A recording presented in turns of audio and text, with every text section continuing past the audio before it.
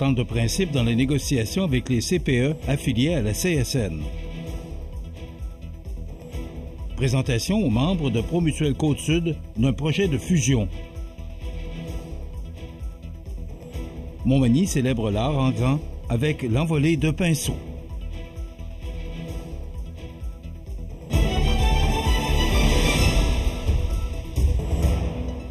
Mercredi 7 mai 2025.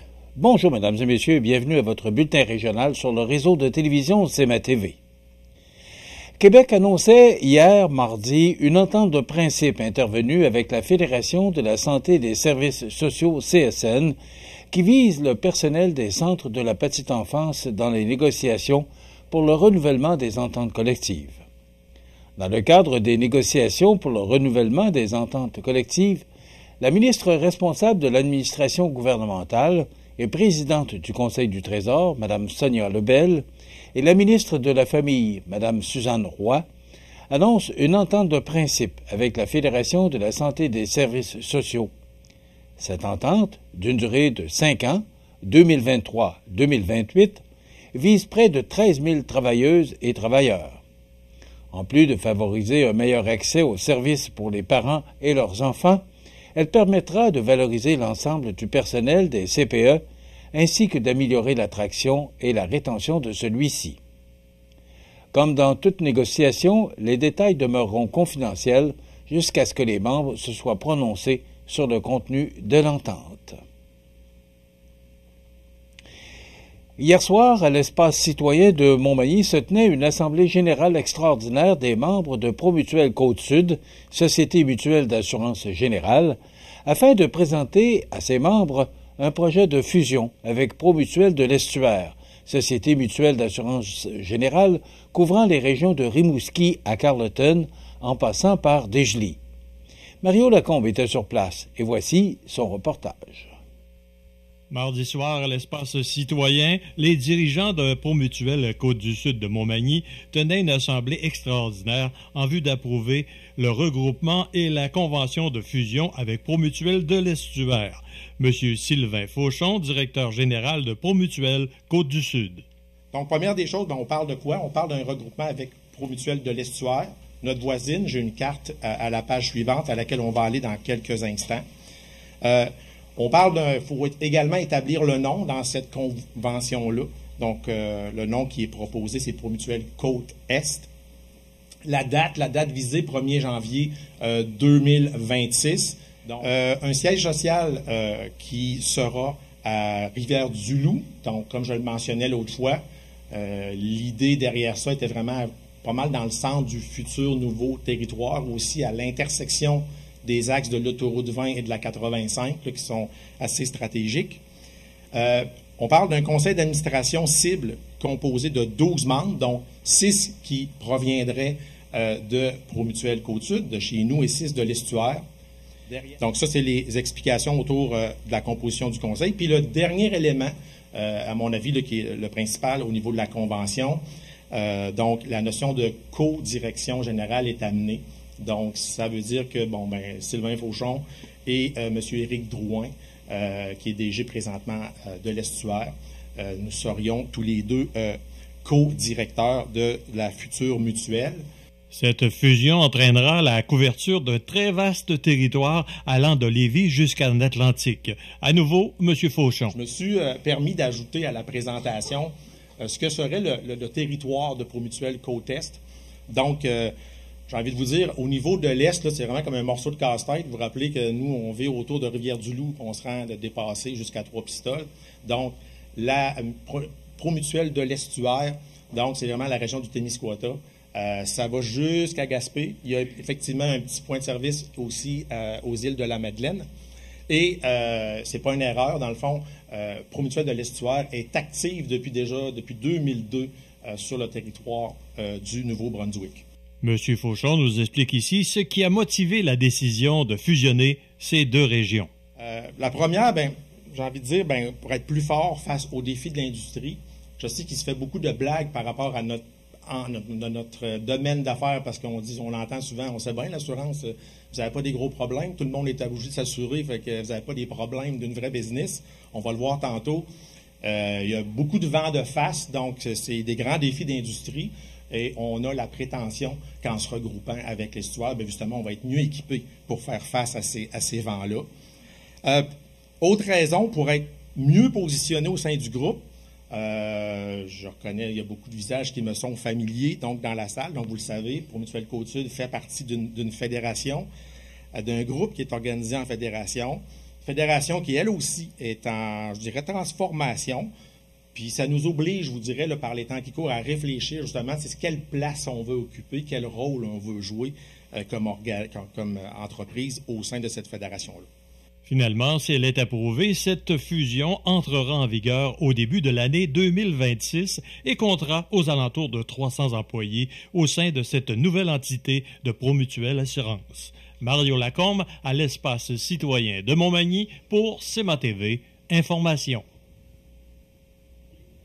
Montmagny célèbre l'art en grand avec l'envolée de pinceau. On vous donne tous les détails après la pause. Le restaurant Pizzeria Porto Bellissimo, un incontournable à Saint-Jean-Port-Joli. Pizza débordante de garnitures, menus variés et abordables. Délicieux desserts avec des produits de grande qualité des gâteries de l'Ami. Porto Bellissimo et les gâteries de l'Ami, route de l'église à Saint-Jean-Port-Joli. Pour un nouveau look, découvrez la nouvelle collection printanière pour toute la famille chez Chaussures Pop aux Galeries Montmagny. Une équipe dynamique et un service personnalisé vous attendent chez Chaussures Pop aux Galeries Montmagny ou chaussurespop.com. Soyez bien informés. L'info CMA-TV, en bref, vous résume les grands titres de l'information en seulement 2 minutes. Bonjour, voici l'info CMA-TV en bref. Nouvelle importante dans le monde politique aujourd'hui alors que le ministre de la... L'info CMA-TV, en bref. 2 minutes de nouvelles locales, régionales, nationales, internationales et sportives. L'info CMA-TV, en bref. Du lundi au vendredi au cmatv.ca et sur le fil Twitter X de CMA-TV. Vous regardez CMA-TV, le réseau de l'information sur la Côte-du-Sud. Montmagny vibrera au rythme de la création artistique les 14 et 15 juin prochains, alors qu'elle accueillera la toute première édition de l'Envolée de pinceau, un nouveau symposium en art visuel qui promet d'émerveiller les amateurs d'art et les curieux. Présenté à l'espace citoyen, cet événement unique réunira près d'une trentaine d'artistes provenant de la région et de diverses régions du Québec. Durant tout le week-end, le public sera invité à découvrir les œuvres, mais aussi à échanger directement avec les artistes dans un cadre inspirant, entre fleuves, îles et chutes de la rivière du Sud. Le symposium se tiendra à la fois à l'intérieur du pavillon communautaire Espace citoyen situé au 43 avenue du Bassin-Nord et à l'extérieur, où les visiteurs pourront observer les peintres en pleine création, pinceau à la main, si Dame Nature le permet, bien sûr. L'événement se déroulera sous la présidence d'honneur de Michel Monette, figure bien connue du milieu artistique québécois, qui expose depuis plus de 40 ans, ici comme à l'international. Sa sensibilité et de la nature et son engagement sincère ajouteront une touche d'authenticité à ce nouveau rendez-vous culturel. Il sera également en démonstration artistique le samedi à 13h30. Le symposium pourra aussi compter sur l'expertise de Réal Fontaine, directeur artistique de la programmation, et de Michel Lemire, 2 artistes bien enracinés dans la région et impliqués activement dans l'organisation. 2 démonstrations publiques sont prévues chaque jour à 13h30, soit le samedi avec Michel Monette et le dimanche avec Jacques Hébert, autre artiste invité de renom. Ces moments de partage permettront au public d'assister à la naissance d'une œuvre en direct. Le maire de Montmagny, Marc Lorrain, se réjouit de cette initiative culturelle.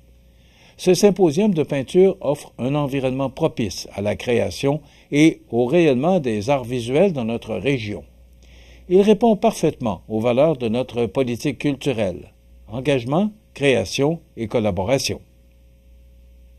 L'envolée de pinceau se tiendra le samedi 14 juin de 11h à 17h et de 19h à 21h, ainsi que le dimanche 15 juin d'11h à 17h. Le rendez-vous est donné aux amateurs d'art pour célébrer le talent, la passion et l'art dans toute sa splendeur. Le samedi 17 mai prochain, l'école secondaire de Saint-Anselme vibrera au rythme de la fête alors qu'elle soulignera, en grand, 2 anniversaires marquants, soit le 75e de l'Institut Sainte-Marie, fondé en 1949 par la communauté des Marianistes, et le 50e de la polyvalente de Saint-Anselme, nom qu'elle porte depuis 1975.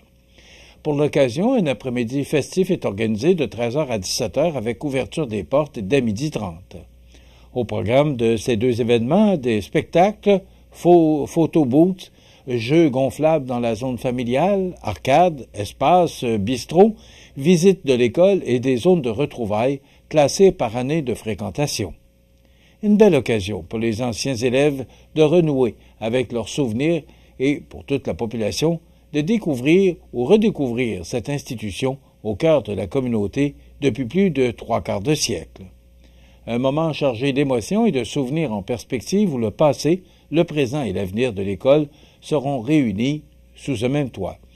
Alors que vous soyez anciens parents ou simples curieux, le rendez-vous est donné de participer à ces 2 événements qui auront lieu le 17 mai prochain à Saint-Anselme. Les sports, présentés par Groupe Corriveau, entrepreneurs électriciens et plomberie, un appel, 4 services. Groupe Corriveau à Montmagny, 418-248-8992, votre solution. Vous avez des projets de construction ou de rénovation? Pensez Groupe Corriveau, entrepreneurs électriciens et plomberie. Un appel, 4 services, 418-248-8992, Groupe Corriveau à Montmagny ou groupecorriveau.com. La solution pour du travail bien fait.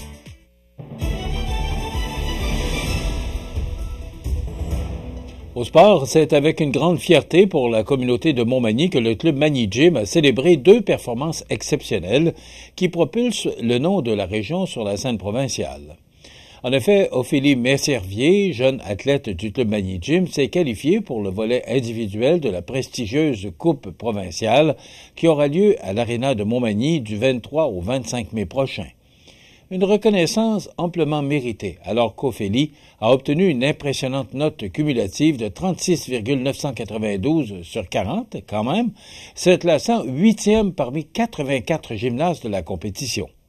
Elle représentera, seule, Magny Gym lors de cette compétition, une responsabilité qu'elle assume avec sérieux, détermination et surtout avec cœur. Son entraîneur, Alan Jean-Baptiste, n'a pas manqué de souligner le travail colossal derrière ce résultat. Ce n'est pas juste une compétition, c'est aussi le fruit de toutes ces heures d'entraînement, de chaque chute sur le matelas, de chaque remontée après l'échec, a-t-il affirmé. Mais Ophélie n'est pas seule à avoir brillé.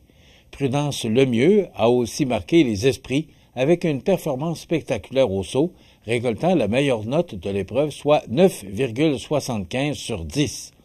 Un saut jugé parfait, puissant et parfaitement maîtrisé. Le directeur de Magny Gym, Robert Mackay, s'est dit impressionné. Ce genre de performance, c'est rare. Ce qu'elle a fait est tout simplement exceptionnel. Il insiste toutefois sur les valeurs qui définissent Magny Gym.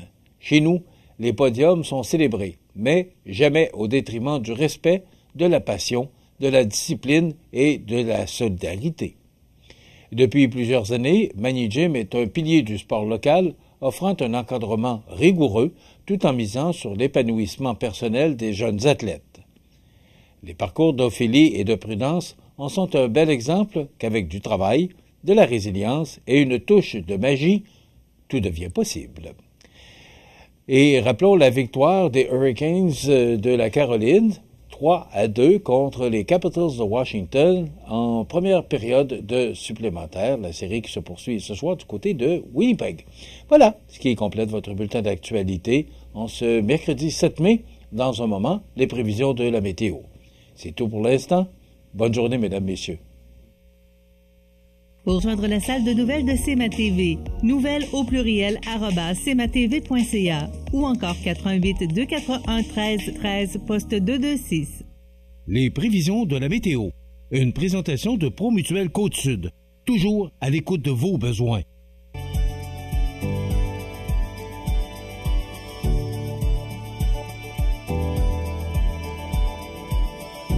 Êtes-vous Promutuelle Assurance? 88 248 7940. La la la la la la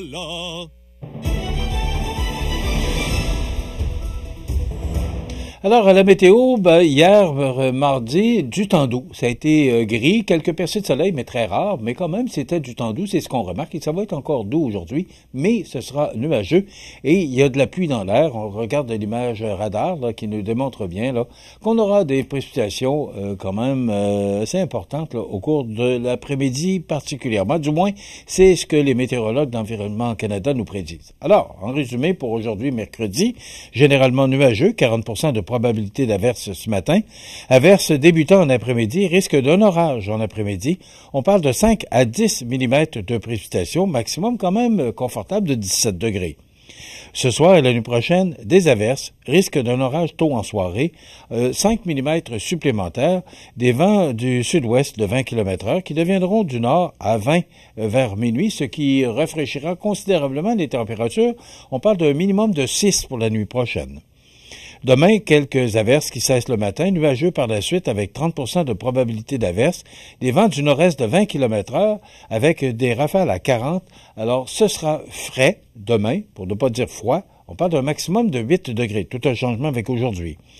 Pour vendredi, ça demeure froid avec un maximum de 7. Et ce sera nuageux.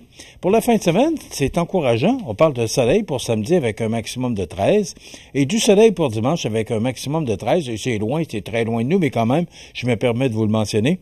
Lundi, on aurait du soleil et des nuages avec un maximum de 23 degrés. Mais c'est loin de nous. Alors, on aura l'occasion d'en reparler là au cours des prochains jours. Les normales de saison, ce temps-ci de l'année, sont de 14 le jour, 2 la nuit. Le soleil s'est levé à 5h18 et se couchera à 20h ce soir. Il fait actuellement 15 degrés quand même, c'est très doux là, pour ce moment tôt de la journée. Les vents qui soufflent de direction sud à 3 km/h, l'humidité est à 90% et la pression barométrique est à 101,2 kPa. Donc, c'est de la pluie aujourd'hui, la nuit prochaine. Demain, ça se dégage, mais ça va être beaucoup plus froid que ce qu'on connaît comme température douce, mais ça devrait se réchauffer en fin de semaine. Maintenant, le menu de cette émission du mercredi 7 mai. Dans un moment, on vous propose la chronique culturelle avec Mireille Soucy des Arts de la Seine. Et on reçoit Christian Dionne, qui est directeur général du club de golf Montmagny, et Justin Brochu, qui est pro de golf également pour la boutique du club de golf Montmagny. Ils viendront nous parler avec Christian de ce qui s'est passé. On va faire un peu de bilan de 2024 et ce qui nous attend pour 2025. Et on parlera des services offerts avec Justin Brochu pour la boutique de golf. Ben voilà, c'est le menu qu'on vous propose avec de l'actualité, bien sûr. Cette visite de M. Carney à Washington qui est sur toutes les lèvres. Alors, on en parlera aussi dans les commentaires de l'actualité. Je vous souhaite donc une excellente émission à notre antenne.